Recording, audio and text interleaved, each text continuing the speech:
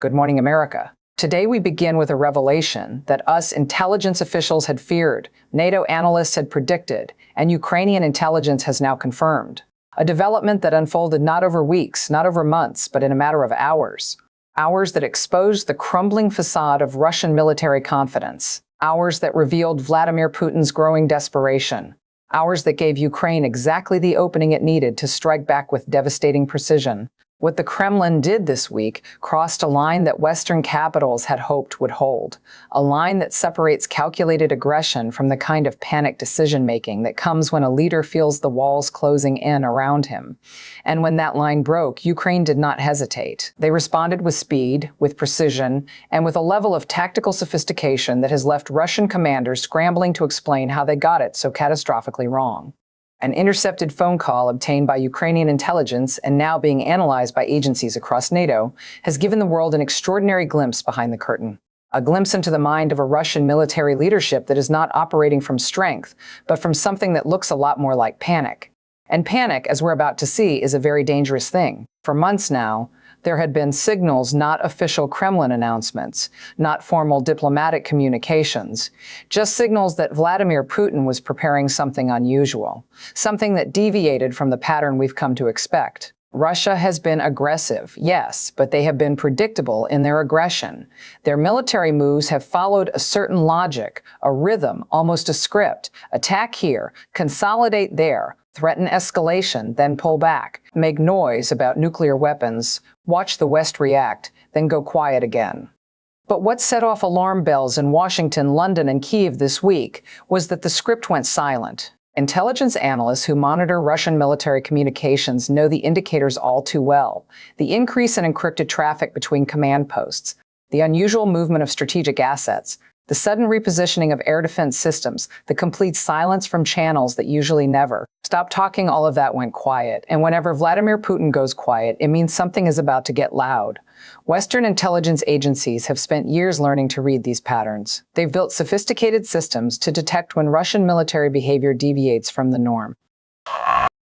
They've cultivated sources inside the Russian military apparatus. They've intercepted communications, tracked satellite imagery, and monitored everything from troop movements to the personal phones of Russian commanders. But even with all of that, what happened this week caught many by surprise. Not because they didn't see it coming, they did. They saw the signs, they issued the warnings, they prepared their response plans. What surprised them was the nature of what they found when they finally cracked open that intercepted call. Because what they heard wasn't the voice of a confident military leadership executing a well-planned strategy.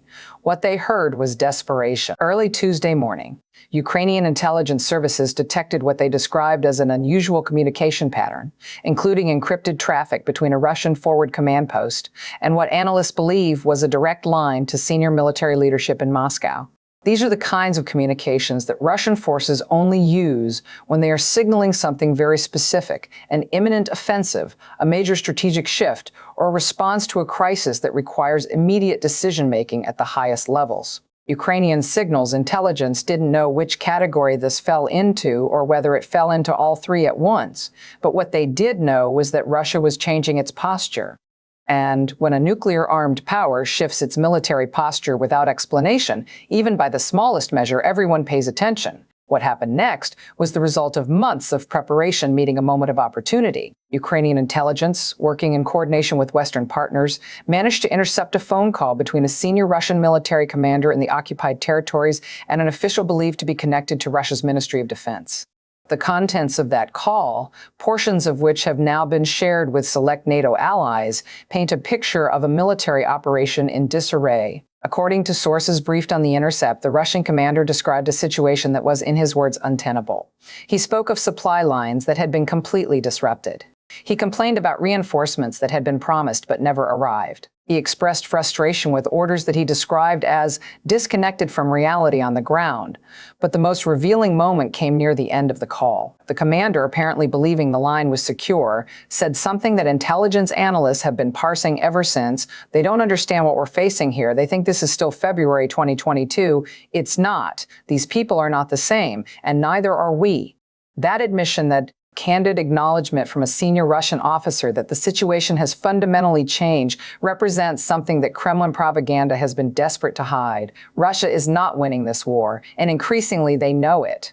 The intelligence assessment issued by us officials following the intercepted call was not normal, it was not routine, it was not symbolic, it was urgent. Briefing after briefing with congressional leaders described Russia's recent military movements as erratic, inconsistent with their stated objectives, and perhaps most importantly, indicative of a command structure under severe internal pressure, but desperation only works as a strategy if the target hesitates. Ukraine did not. In fact, their response this week was among the most coordinated and devastating we've seen since the war began. Here's what we know. Within hours of the intercepted call being analyzed, Ukrainian forces launched a series of precision strikes that demonstrated not just military capability, but extraordinary intelligence. These weren't the kind of strikes that rely on luck or general targeting. These were surgical operation strikes that hit specific buildings, specific equipment, specific command nodes that Ukraine could only have known about if they had real-time intelligence on Russian positions. They didn't just know where Russian forces were. They knew where Russian forces were about to be. Ukrainian drones, artillery, and long-range missile systems all coordinated in a way that left Russian commanders with no time to react. By the time the first explosions were reported, the second and third waves were already in the air. This is what happens when a military force combines superior intelligence with the kind of Western-supplied precision weapons that Russia simply cannot match. And this is what happens when a desperate enemy makes a mistake. Today, Ukrainian military officials confirmed that their forces launched coordinated strikes on multiple Russian targets, including a command post in occupied territory that had recently been reinforced for what analysts believe was a planned offensive operation. Ukraine struck before Russia could execute. They hit ammunition depots that had been resupplied just days earlier. They hit communication nodes that were coordinating movements across multiple sectors. They hit fuel storage facilities that were preparing to support a major armored push. In other words, Ukraine targeted the logistics backbone of a Russian operation before it could begin. The infrastructure, the supply chain, the nervous system that would have made the operation possible. This is what made the intelligence assessment so urgent. Russia's recent movements weren't just symbolic, they were actionable. They represented the kind of buildup that could have resulted in a significant offensive if left unchecked. And Ukraine, understanding that fully, responded with overwhelming force, not recklessly, not impulsively, but strategically. They didn't scatter their attacks across random targets. They didn't waste precious ammunition on symbolic strikes. They hit the logistics hubs. They hit the command infrastructure. They hit the very things that Russia needed to make their plan work. Military analysts watching the strikes unfold described them as textbook, a word you don't often hear applied to wartime operations happening in real time. But that's exactly what they were. Ukraine has spent 2 years learning how to fight this war. They've learned where Russia is weak. They've learned how Russia communicates. They've learned how Russian commanders think. And this week, they used everything they've learned. And here's where the story becomes even more significant. Intelligence officials now believe that Russia's latest military moves were designed to test the resilience of Ukrainian defenses after months of grinding attritional warfare. Vladimir Putin wanted to see whether Ukraine would buckle, whether the delays in Western aid had created gaps, whether the fatigue that inevitably comes with years of war had finally taken its toll. But instead, the opposite happened. Ukraine didn't buckle. They launched a counter-response that was so precise, so well-coordinated that even Russian military bloggers, typically reliable sources of pro-Kremlin propaganda, acknowledged that something had gone very wrong. You don't get Vladimir Putin's attention easily. The man has spent decades cultivating an image of unshakable confidence. He has built his entire political brand around the idea that Russia is always in control, always operating from a position of strength. But today, Ukraine got his attention. Former intelligence officials speaking with Western media under conditions of anonymity described Russia's recent behavior as probing, an attempt to find weaknesses before committing to a larger operation. But Ukraine proved today that they remain both vigilant and lethal. Their strikes were not only accurate, they were timed so precisely that multiple Russian assets were hit simultaneously, giving commanders no opportunity to issue warnings or move equipment. That coordination matters because it shows something important. Ukraine is not just surviving. They are adapting, they are learning, and they are fighting with a level of sophistication that Russia still hasn't figured out how to counter. The intercepted call revealed a Russian military that is struggling to adapt to this reality. A military that still believes it can overwhelm Ukraine through sheer mass. A military that hasn't accepted that the rules of this war have fundamentally changed. And that disconnect between what Russian commanders believe and what is actually happening on the battlefield is creating exactly the kind of desperation we heard in that phone call. As reports continue coming in throughout the day, we learned more about the scale of Ukraine's response. Ukrainian long-range drones carried out strikes deep inside occupied territory, forcing Russian air defense systems to reveal their positions that were then targeted in subsequent waves. Ukrainian artillery targeted ammunition storage sites that had been identified as active resupply points in the preceding weeks. Ukrainian Special Operations Forces, operating behind Russian lines, reportedly destroyed communication equipment used by Russian commanders to coordinate troop movements. Ukrainian cyber units launched coordinated attacks on Russian military networks, disrupting command and control at exactly the moment when Russian forces needed it most. This wasn't just a response. This wasn't just retaliation. This was a synchronized, multi-domain military operation. This was Ukraine demonstrating that they can strike anywhere at any time with a level of precision that Russia cannot match. And precision is the one thing Russia has struggled to achieve since the earliest days of this invasion. For every territorial gain Russia has made, and there have been gains, painful ones, Ukraine has countered with something that undermines Russia's ability to consolidate those gains. They've targeted supply lines, they've eliminated commanders. They've destroyed the logistics infrastructure that an occupying army needs to hold territory. It's not enough to take ground. You have to hold it, and holding ground requires supplies, communication, and leadership. Ukraine has made all three of those things extraordinarily dangerous for Russia. Remember, Vladimir Putin thought this would be over in days. He thought Kiev would fall within the first week. He thought Ukrainian resistance would collapse the moment Russian tanks crossed the border. But today, we are more than 2 years into a war that Putin expected to last 2 weeks. Ukrainian resistance didn't collapse. It strengthened. The Ukrainian military didn't retreat. It adapted. The Ukrainian people didn't surrender. They fought back with everything they had. And now the very tools that were supposed to guarantee Russian victory, their numerical superiority, their artillery dominance, their willingness to absorb massive casualties, have become liabilities, because Ukraine has found ways to neutralize each of those advantages. They've used Western-supplied precision weapons to destroy Russian artillery before it can be brought to bear. They've used drones to target Russian armor in ways that make numerical superiority meaningless. They've used intelligence to anticipate Russian moves and prepare devastating countermeasures. What we heard in that intercepted call was the voice of a Russian military that is beginning to realize, perhaps too late, that they fundamentally misunderstood what they were getting into. What makes this moment so critical and so dangerous is that Russia's latest moves happened at a time when Vladimir Putin is under extraordinary internal pressure. Russian military hardliners want more aggressive action.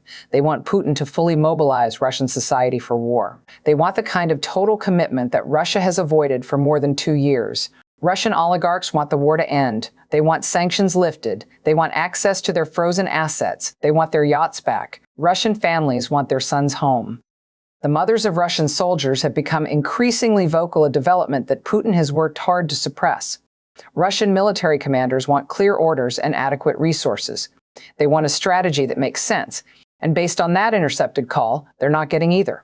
Putin is balancing all of these demands while fighting a war that has already cost Russia more casualties than any conflict since World War II.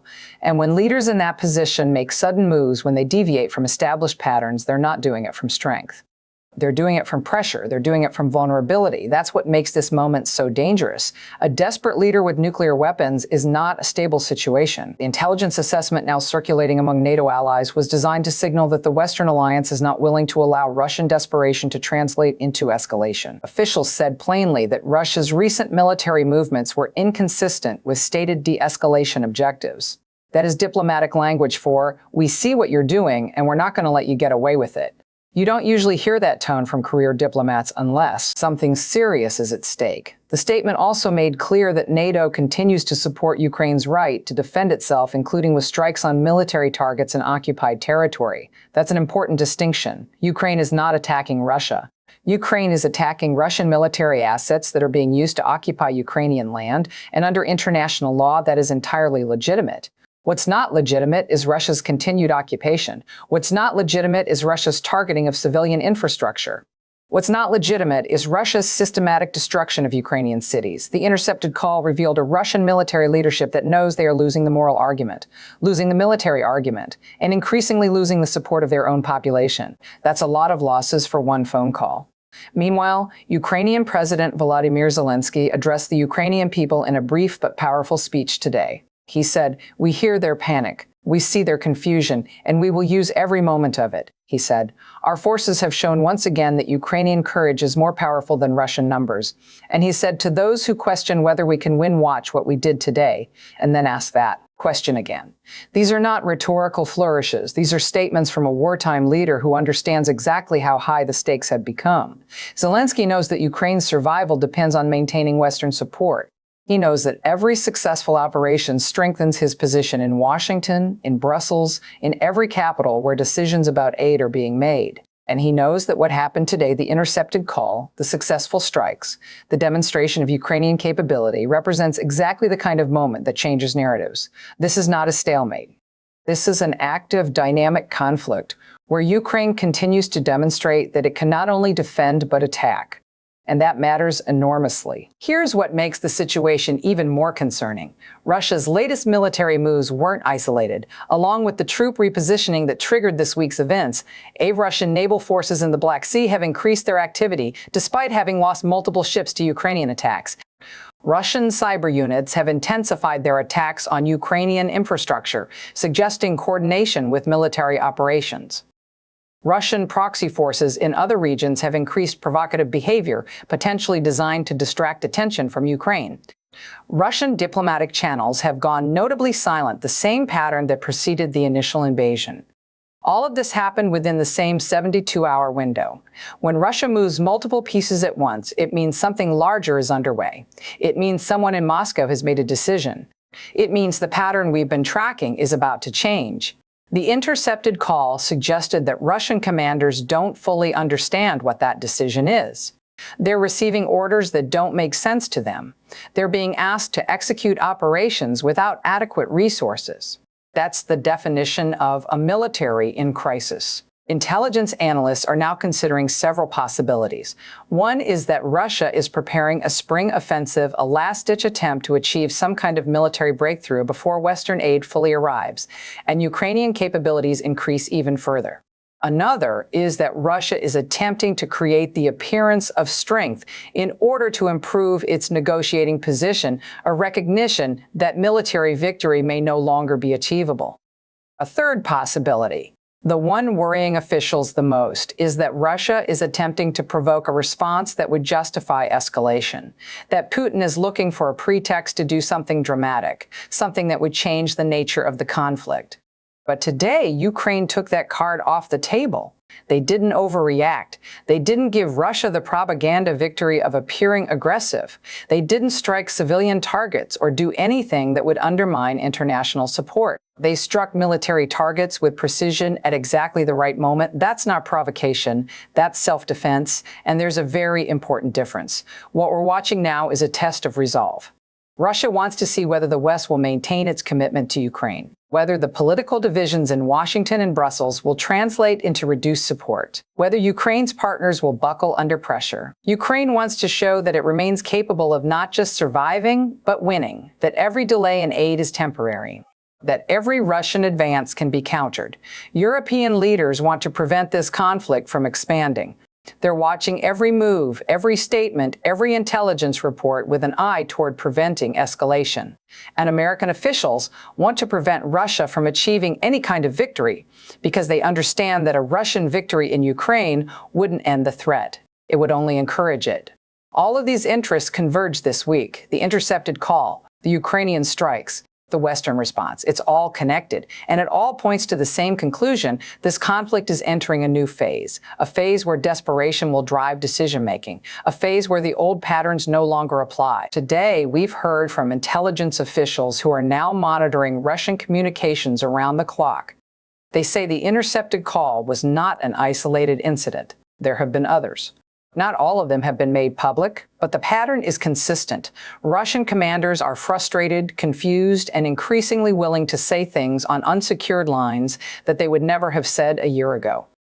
They say Ukraine's response today was exactly what they hoped for: proportionate, effective, and impossible for Russia to spin as anything other than a military failure. And they say Russia's decision to probe Ukrainian defenses is likely part of a broader strategy intended to find weaknesses before committing to larger operations. But instead of finding weaknesses, Russia found the opposite. Ukraine is not collapsing. In fact, Ukraine is getting stronger. Their response today, fast, precise, and devastating, sent a message to Moscow that the military balance has not shifted in Russia's favor, despite the delays, despite the political drama, despite everything. And it sent a message to Washington that continued support for Ukraine is not charity. It's an investment in a partner that knows how to win. As the days go on, we expect more details to emerge about what exactly Russia hoped to achieve with its recent military moves. But what we do know is that the intelligence breakthrough that intercepted call was timely. It exposed Russian desperation at exactly the moment when some in the West were beginning to question Ukrainian resolve. It gave Ukraine the information they needed to strike with maximum effectiveness, and it reminded everyone watching that this war is not static, it's not frozen. It's not a stalemate. It's an active, dynamic conflict where intelligence, technology, and will continue to determine outcomes. What happens next will depend on what Russia does in the coming weeks. If they double down on their current strategy, more attacks, more pressure, more desperation, they will continue to bleed resources while Ukraine grows stronger. If they attempt something more dramatic, Ukraine and its allies have already shown they are ready to respond. The weapons are in place. The intelligence is flowing. The coordination between Ukraine and its partners has never been better. Russia may be desperate, but desperation is not a strategy. And today, that became very, very clear. And today, for the first time in months, the Kremlin appears to be genuinely uncertain about what comes next. Moscow is quiet. Too quiet. And when Vladimir Putin is quiet, it means he is calculating. It means he is weighing his options. It means he is choosing his next move very, very carefully. Because today, Putin learned something that he has learned many times before, but seems incapable of accepting: that Ukraine will not surrender, that the West will not abandon its allies, and that desperation, no matter how dangerous, is not the same as strength. The intercepted call revealed a Russian military that is struggling, a command structure under pressure, a leadership that is making decisions based on fear rather than strategy. This story is far from over. The war in Ukraine will continue. There will be setbacks. There will be difficult days ahead. The road to victory, if victory comes, will be long and painful. But today, one thing is clear. Ukraine is not just surviving. They are fighting. And when they fight, they win. Russia is not in control. They are reacting. And when they react, they make mistakes. And the world is watching every move, every decision, every intercepted call that reveals the truth behind the propaganda. We will be here, watching every detail, reporting every development as the next phase of this conflict unfolds. Because what happens in Ukraine doesn't stay in Ukraine. It affects all of us. And today, Ukraine showed exactly why that support matters. They showed us what they can do. They showed Russia what they can do, and they showed the world that this war is not over, not by a long shot. This has been Rachel Maddow. Thank you for watching. Stay with us for continuing coverage of this developing story.